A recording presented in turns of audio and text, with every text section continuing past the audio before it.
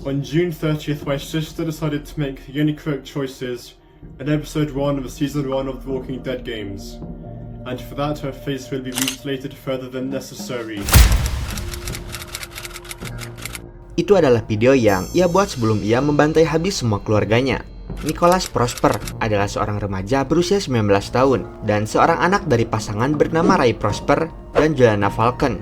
Ia menjadi anak pertama dari dua adiknya yaitu Kelly Prosper dan Giselle Prosper. Keluarga tersebut tinggal di sebuah rumah susun di Luton di negara Inggris. Meskipun kedua orang tuanya sudah bercerai, Nicholas tidak pernah membenci ibu dan kedua saudara kandungnya. Oleh tetangga sekitar, Nicholas dikenal sebagai anak yang penyendiri dan hanya menghabiskan sebagian besar waktunya berdiam diri di kamar. Namun, di balik semua itu, ia merencanakan sebuah kekejaman yang sangat brutal. Dan semua kasus ini terjadi pada 13 September 2024. Pada pukul 5 pagi, saat ibu dan kedua saudara kandungnya tertidur, Nicholas melancarkan aksinya dengan menghabisi semua keluarganya. Dimulai dari ibu dan adiknya Giselle yang ia tembak di bagian kepala, dan Kelly yang ia tusuk lebih dari 100 tusukan. Ada seorang tetangga bernama Mariam Abbas yang tinggal di lantai bawah. Ia benar-benar mendengar suara tembakan, jeritan, erangan dari dalam rumah. Oleh karena itu, ia langsung melaporkan kejadian tersebut kepada polisi. Dan tak lama kemudian, polisi langsung menyerbu tempat itu. Nicholas akhirnya menyerah dan berhasil ditangkap.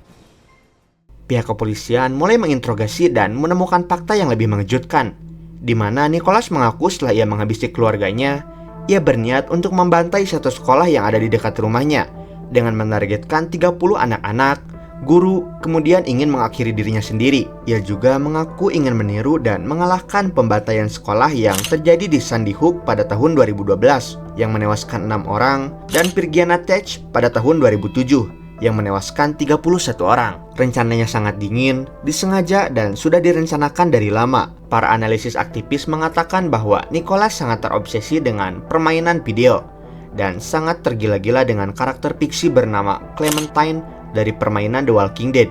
Dikabarkan, ia mendapat senjata api dengan membelinya menggunakan sertifikat palsu.